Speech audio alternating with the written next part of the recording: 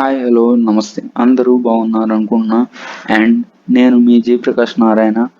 నే- నేను యాక్చువల్గా నా కాలేజ్లో ఇచ్చిన PPT about crypto currency mining గురించి. Most of the hackers use చేసే కరెన్సీ ఏంటంటే క్రిప్టో కరెన్సీ. దాని గురించి డీటెయిల్డ్ ఇన్ఫర్మేషన్ ఇవ్వడానికి ట్రై చేస్తున్నాను. ఇంకా ఎవరైనా సబ్స్క్రైబ్ చేయకపోతే సబ్స్క్రైబ్ చేసుకోండి. అండ్ నా hacking videos, ethical hacking videos డిస్క్రిప్షన్లో లింక్ ఇస్తాను. And playlist end of the video మీకు కనిపిస్తుంది. ఒకవేళ చూడకపోతే చూడండి, మీకు అర్థం కాకపోతే 1-2 సార్లు చూడండి.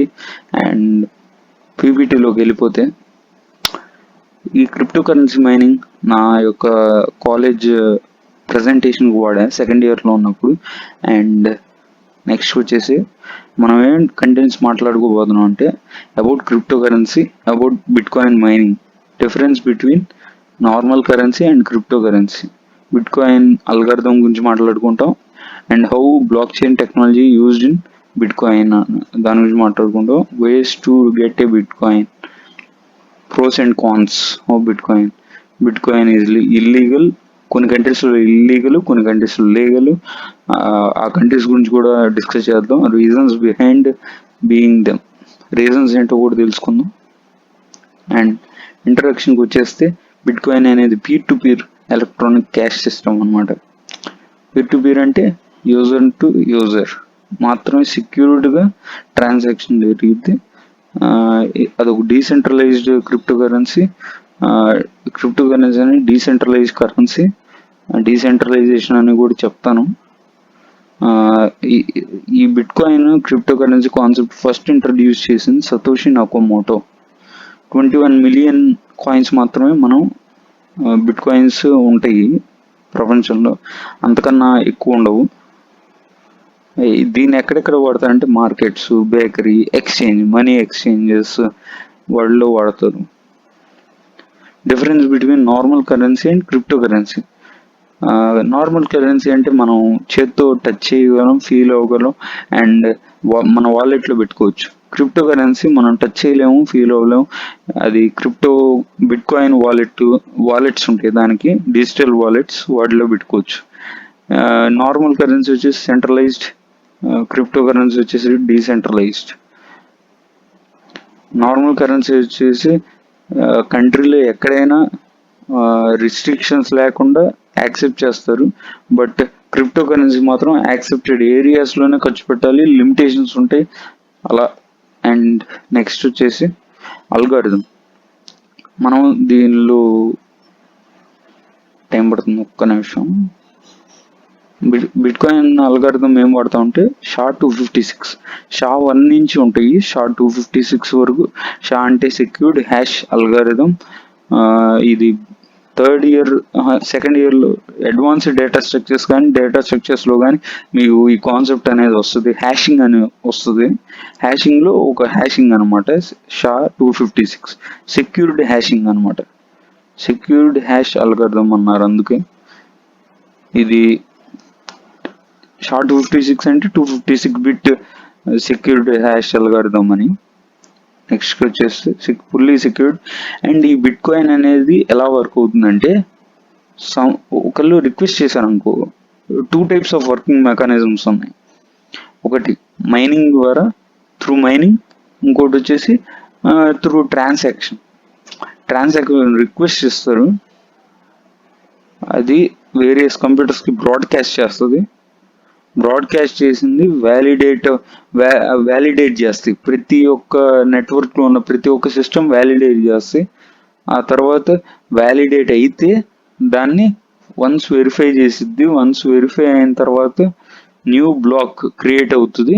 ఆ బ్లాక్ తర్వాత ఇంకో బ్లాక్ క్రియేట్ అవుతాయి, అలా బ్లాక్స్ క్రియేట్ అవుతుంది. ట్రాన్సాక్షన్ అనేది ఇలా కంప్లీట్ అవుతుంది అనమాట. అండ్ నెక్స్ట్ చూస్తే pros and cons of bitcoin mining. Bitcoin mining ఒక ప్రోస్ తీసుకుంటే you can make money earn చేయొచ్చు. బిట్ కాయిన్ మైనింగ్ అంటే ఎట్లా అని చెప్పలేదు కదా, ఇప్పుడు చెప్తాను. మైనింగ్ అంటే కొన్ని సాఫ్ట్వేర్స్ యూజ్ చేస్తాం. సపోజ్ క్రిప్టో ట్యాబ్ అనే సాఫ్ట్వేర్ ఉంది, దానిలో బిట్ కాయిన్స్ని మైనింగ్ చేస్తాం. ఇందాక అన్నట్లు ట్రాన్సాక్షన్ చేసి బిట్ కాయిన్ మైనింగ్ కూడా చేయొచ్చు. ఆ సాఫ్ట్వేర్ గురించి మరొక వీడియోలో వీలైనప్పుడు పెడతాను. అంటే 2-3 days పడుతుంది పెట్టడానికి. ఆ మైనింగ్ గురించి, ఆ మైనింగ్ ట్రాన్సాక్షన్ అలా కూడా చూపిస్తా. మన బ్యాంక్ అకౌంట్కి ఎలా ట్రాన్సాక్షన్ చేసుకోవచ్చు, ఏ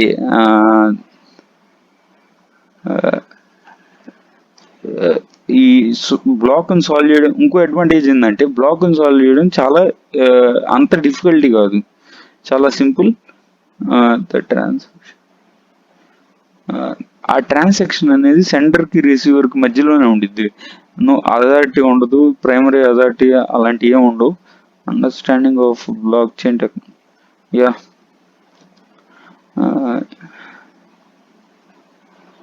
దీనివల్ల స్టాక్ మార్కెట్లో కూడా ఇన్వెస్ట్ చేయొచ్చు బ్లాక్ చైన్ టెక్నాలజీ ద్వారా. అది బిట్బిన్స్ అని ఉన్నాయి, బైనాన్స్ అని అట్లా కొన్ని ఉన్నాయి.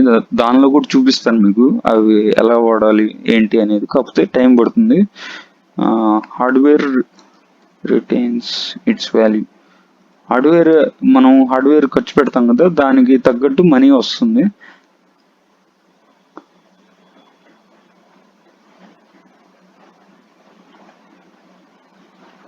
మనకి కాన్స్ ఏంటంటే, అంటే డిసడ్వాంటేజెస్ ఏంటంటే, మనకి రైట్ ఎక్విప్మెంట్ అనేది ఉండాలి, మన దగ్గర సిస్టమ్స్ ఉండాలి, లేకపోతే దాని సాఫ్ట్వేర్ ఉండాలి, క్లౌడ్ బేస్డ్ చేయాలి, అలా చాలా రకాలు ఉంటాయి. మైనింగ్ ఈజ్ గెటింగ్ చీప్ అంటే ఒక్కో బిట్ కాయిన్ వాల్యూ రోజు రోజుకి తగ్గిపోతుంది. రీసెంట్గా ఎలాన్ మస్క్ స్పీచ్ ఇచ్చాక తగ్గిపోయింది, బిట్ కాయిన్ యాక్సెప్ట్ చేయట్లేదు వాళ్ళ కంపెనీలో. అలా ఎందుకంటే పొల్యూషన్ ఎక్కువ వస్తుంది, ఎలక్ట్రిసిటీ రీసోర్సెస్ ఎక్కువ వాడుకొనిద్ది, దానివల్ల పొల్యూషన్ ఎక్కువ వచ్చింది. ఇన్వెస్టిగేషన్ అనేది కష్టం, మనీ ఎలా ట్రాన్స్ఫర్ అవుతున్నాయి, ఎక్కడికి ట్రాన్స్ఫర్ అవుతున్నాయి. అందుకే ఇది బ్లాక్ అటాకర్స్ ఎక్కువ యూజ్ చేసే టెక్నాలజీ అనమాట. దాని గురించి మీరు గూగుల్లో సెర్చ్ చేసి ఇంకొంచెం ఇన్ఫర్మేషన్ దొరికిద్ది. మీకు ఏమైనా డౌట్స్ ఉంటే కింద కామెంట్ సెక్షన్లో కూడా పెట్టండి.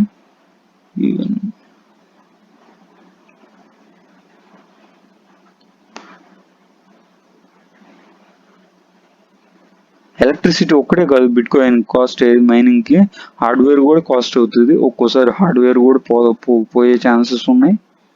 So take care. And yearly bit coin price value పెరుగుతూ వచ్చింది.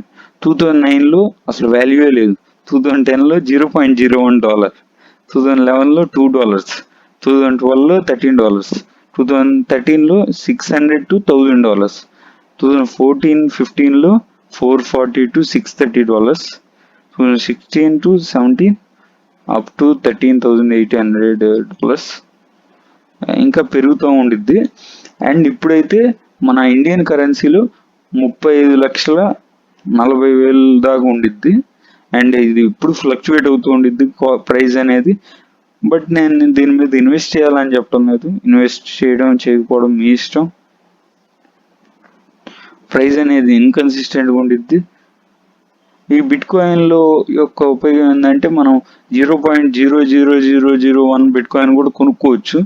అంటే ఒక 25 రూపీస్ పెట్టి కూడా మీరు బిట్ కాయిన్ కొనుక్కోవచ్చు. కాకపోతే దానివల్ల పెద్ద లాభం ఉండదు.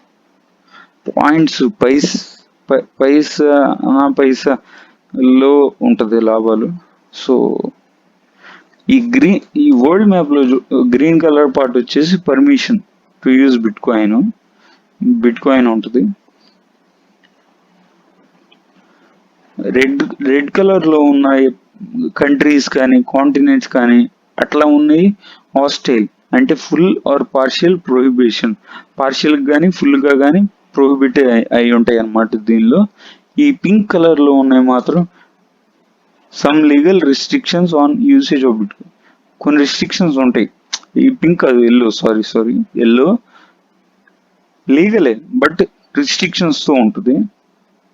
అంటే మన ఇండియా కూడా లీగలే బట్ రిస్ట్రిక్షన్స్తో ఉంది. చైనా రష్యా వాటిలో అయితే ఇల్లీగల్ అనమాట, అది ప్రొహిబిట్ చేసిన కంట్రీ. పింక్ కలర్లో ఉన్నాయి, స్క్రీన్ షాట్ తీసుకోండి కావాలంటే. అండ్ నెక్స్ట్ కంక్లూజన్ మనం ఏం మాట్లాడుకున్నాం, ఇంట్రడక్షన్ టు బిట్ కాయిన్ మాట్లాడుకున్నాం, అబౌట్ బిట్ కాయిన్ మాట్లాడుకున్నాం, and next differences between normal currency and crypto currency గురించి మాట్లాడుకున్నాం, అండ్ నెక్స్ట్ అల్గారిథం SHA-256 గురించి మాట్లాడుకున్నాం, తర్వాత మైనింగ్ గురించి మాట్లాడుకున్నాం, బిట్ కాయిన్ మైనింగ్, అండ్ తర్వాత బిట్ కాయిన్ ఇల్లీగల్ కంట్రీస్ గురించి మాట్లాడుకున్నాం, అండ్ నెక్స్ట్ ఏదైనా క్వశ్చన్స్ ఉంటే క్వైరీస్ ఉంటే డిస్క్రిప్షన్లో స్పెసిఫై డిస్క్రిప్షన్లో మెన్షన్ చేయండి. I'm ever ready to solve your doubts. And next